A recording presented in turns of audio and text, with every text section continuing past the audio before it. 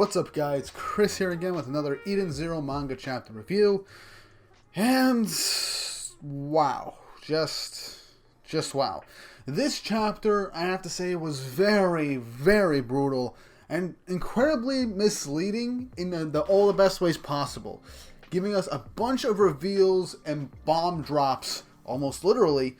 And I have to say, Eden Zero has been knocking it out of the park with every single chapter over the past couple of months, ever since I started reviewing this arc.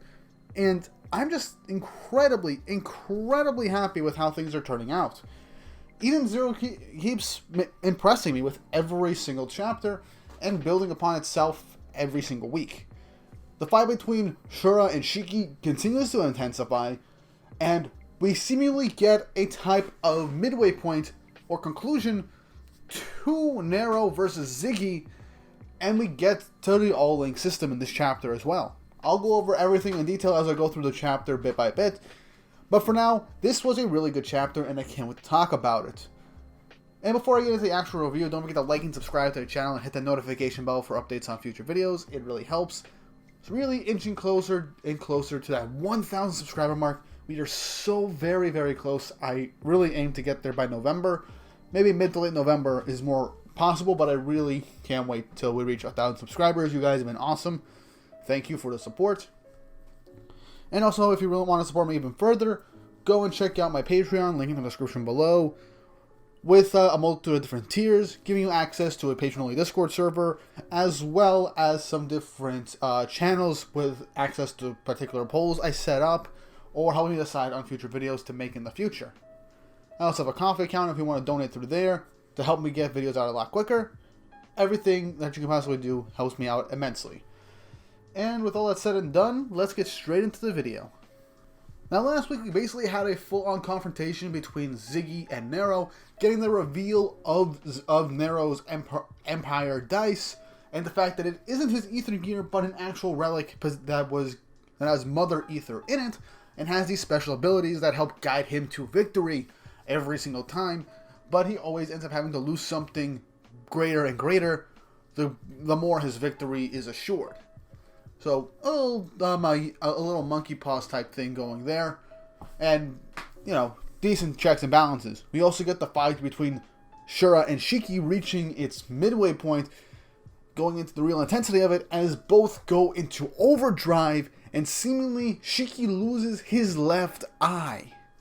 And I have to say, that was a brutal point, an epic point to end off 162. And now we're going on to 163 as the fight continues, and things just continue to ramp up and intensify. So with that brief recap out of the way, let's get into chapter 163 of Eden Zero, titled Wormhole. We start off where last week came off, with Shiki grasping his face as Shura literally ripped his eye out using his gravity ether gear.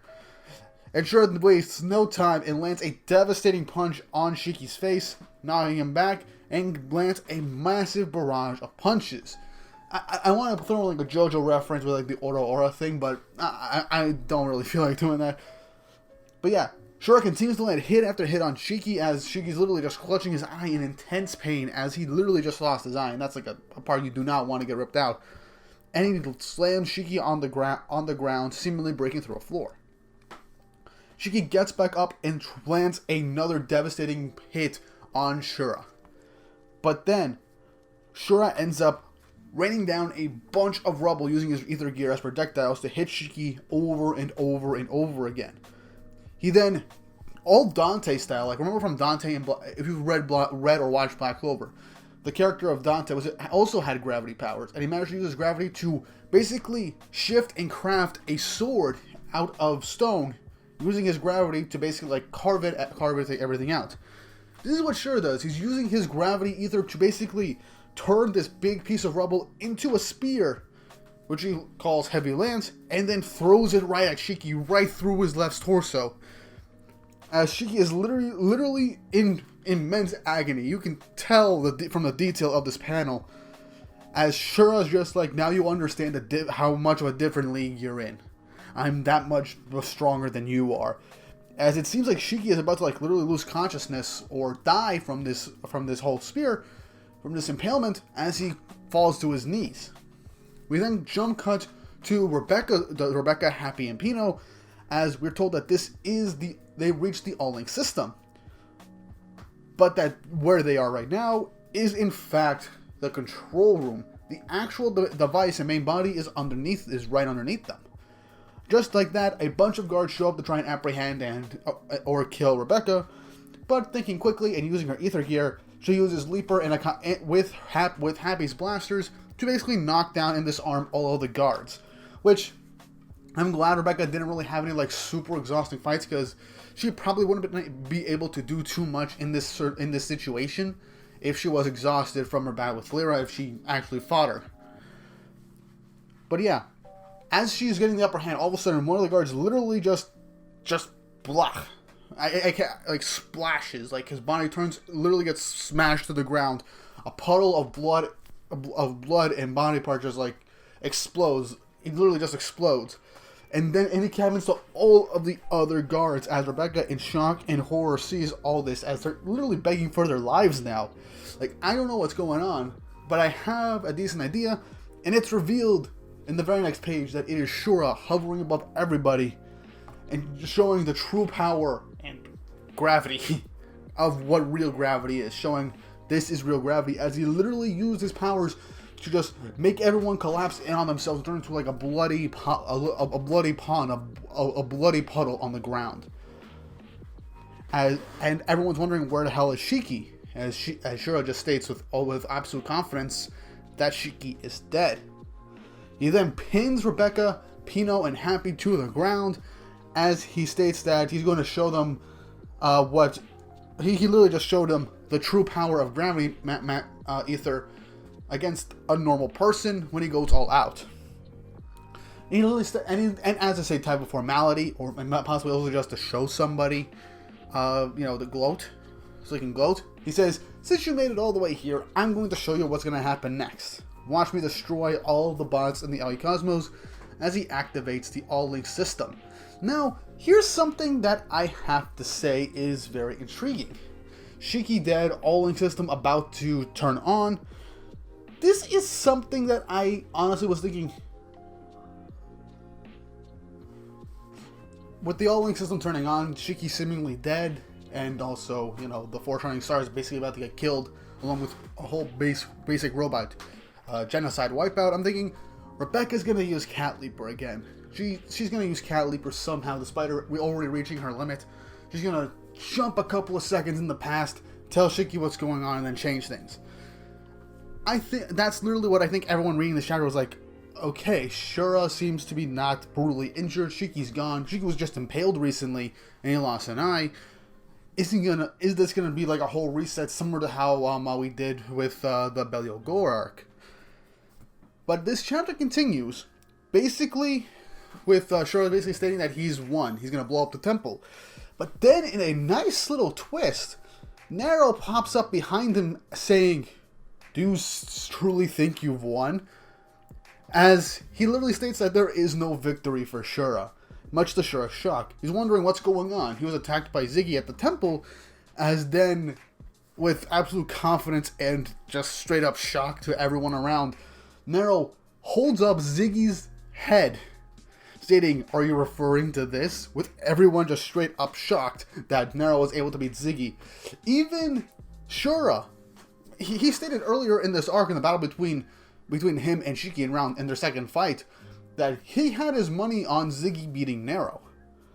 Nero states that it's basically over for Shura at this point, because he knew about the 20,000 Imperial antimatter bombs that were stowed away on the temple.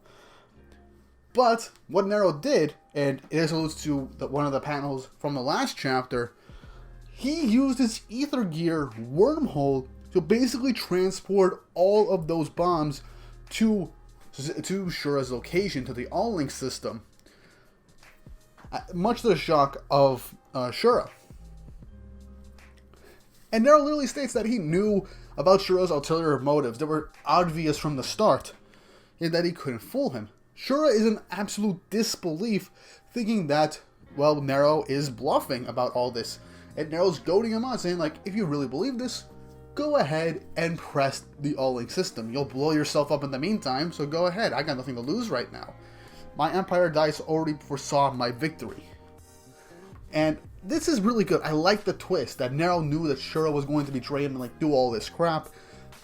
And he planned this out to the beginning. But also that it confirms from last chapter that Empire Dice had nothing to do with his Ether Gear 100%. We knew Empire Dice had its own abilities, but one thing I was thinking of was maybe manipulating Empire Dice as like a projectile was part of his Ether Gear, and that doesn't seem to be true, as his Ether Gear, Nero's Ether Gear, is in fact called Wormhole. So he can actually maybe transport large sums of items right to different planets, potentially places where he can see or has been before. Like how teleportation magic works. And this also explains how he was able to get behind Ziggy in an instant during their fight last chapter. So all this makes complete and total sense. Now, it also shows that Nero is not in an overdrive state. We might see that next chapter, for all we know. Or maybe Nero is in a constant state of overdrive. But I don't think that's the case, as we saw the ether lines from his Ether Gear previously. But yeah, that's really all I had to say about Nero's Ether Gear. We're definitely going to see more for his capabilities and his strengths. So I just can't wait to see more. As Shura is getting ready to just press the button to prove that Nero is just bluffing, someone crashes through the ceiling. It's Shiki, and he lands a devastating hit on the back of Shura's head, throwing him on the ground. And I like seeing Shiki is still alive. I'm glad at this point we're not going to resort to time traveling to the past a couple of minutes or days in the past to better prepare for this, because we already did reach Rebecca's limit with Cat Leaper, and I'm glad we're not relying on that Deus Ex Machina right now in this. Now, Shura is obviously panting and is still in a ton of pain, but is fighting through all of it, stating straight to Shura's face that their fight isn't over yet. And I like how Nero is looking through the screen, watching this go down, as he's wondering who that is. But he's then shocked himself, as he is then impaled through the chest with Ziggy's body, just impaling him with his hand right through his torso. As Nero is literally shocked that Ziggy is still walking around, since Ziggy literally states, "That is my boy," so to speak. And that their fight hasn't ended yet either. And that's how the chapter ends.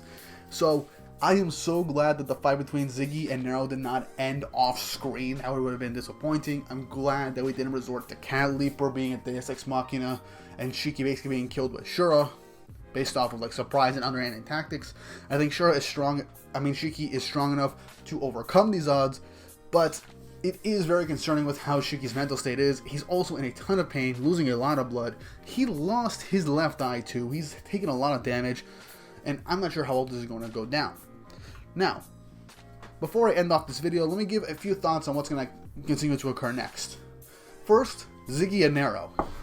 Their fight isn't going to end for another, like, maybe 2 or 3 chapters. Same with Shiki and Shura, that fight's going to go on for a little bit also, since those are the only 2 real fights that we have left to go on. Those are the only main fights. So, I think that Nero is going to get away from Ziggy's grasp from the whole hand through the torso thing, go into overdrive and try and heal himself. Because I do believe that people in overdrive, depending on your Ether Gear, can slowly heal your wounds, but I don't think that's going to happen for Nero. But he's still incredibly durable, so that might not slow him down completely. So I think Nero, for the very sake of it, is going to use his overdrive to fight Ziggy. Maybe Ziggy will also activate his own overdrive with his own Ether Gear, and then we'll have another overdrive battle. We'll see things play out, and we're gonna get to and we're probably gonna get like a whole thing where Ziggy's gravity powers are so strong that he could literally like bend fate to his will, or just alter the outcome of predetermined destiny, or something like that. Similar to a black hole, he'll suck in all potential possibilities. I mean, that's what I'm gonna go with. And he's probably gonna do something with the wormhole, as maybe he'll, in his overdrive state, similar to how Shiki did to like a small degree, he can create maybe a miniature black hole, and maybe that could cancel out Nero's wormhole. And then Ziggy will kill Nero, and he'll take over the temple. And with Shiki versus Shura, well, Shura is not desperately in need of medical attention. He's sustained some damage, but Shiki has the worst of it. Now, Rebecca is there right now, so what I believe she, Pino, and Happy are going to do is they're going to try their best to stop or destroy the All-Link system in this manner of time, while Shiki holds off Shura and we get another overdrive battle. Now, Shura is a very stubborn individual and very sadistic, so with everything going on with Nero and Ziggy, and now he's going to have to fight Shiki again, seemingly who is not dead from being impaled from his lance attack. We still have a lot to go on. It's going to be another overdrive versus overdrive fight, and this is definitely going to be a battle to the death. Do I think Shiki is going to inevitably kill Shura? At this point, there's like a 70% chance of that happening, because the more this arc goes on, it gives us, the readers, and Shiki himself more and more reason to want to put an end to Shura. And with everything that's going on, Shiki is literally in a big, strong rage, fueled with anger and animosity like nothing you've seen before. The worst of it was back with his battle with Dragon Joe, but even then he had some compassion, and Dragon Joe was not a full-on monster like Shura is. Dragon Joe, he was technically a monster, but he was more like a power-hungry warlord to an extent and broker. He had rules. He didn't just mindlessly kill people. Shura just takes out lives for the hell of it, for its own enjoyment. So I do see why Shiki's going to want to kill him. And that'll take an interesting turn, because he'll be one of the first main shonen protagonists in these types of stories that flat out kill a big bad that is human, not a robot, not a monster, not an alien, just a flat out human being killing another human being. And I want to see how that's going to affect Shiki in the long run, as he's not in the best mental state at this moment, as he literally saw a bunch of people getting killed. He saw Witch, Sister, and Hermit beaten to near death. Witch nearly basically dying right now, and is being brought back to Eden Zero for repairs and to be healed. But yeah, even if this arc ends, it might not end in like the happy-go-lucky way that we usually go for. Ziggy's probably going to take over the Aoi Cosmos somehow, maybe use his virus, with the exception of the Four Shining Stars and everyone, and Zenolith, and everybody on the Eden Zero. And then Shiki will end up beating Shura, possibly killing him, but also changing him as a character in the future. He'll still be Shiki, but he'll be someone that actually took a human life, and also just overcome with so much trauma and tragedy that it'll shape him into a bit more mature character, but also a lot more of a damaged character that he has to work through a bunch of these problems, and I can't wait to see that. Or he'll let Shiki live and someone else will kill him in his place. I'm not entirely sure, but that's how I think this arc's going to play out. But what did you guys think? How do you think these fights are going to end? How do you think the arc's going to end? What did you think of the whole fake out thing with us thinking that we're going to resort to Cat Leaper again for this arc, and being thankful that so far that's not the route we're going for? Leave it down in the comments down below, as well as your theories on the future of this arc and series. And also, again, I ask this every review, when is Elsie going to make her grand appearance? Because she's the only character, the only player that is not present in this arc. Leave all your thoughts and opinions down below. Like and subscribe to the video. Hit the notification bell to be updated on future events. And with all that said and done, hope you all have an awesome day.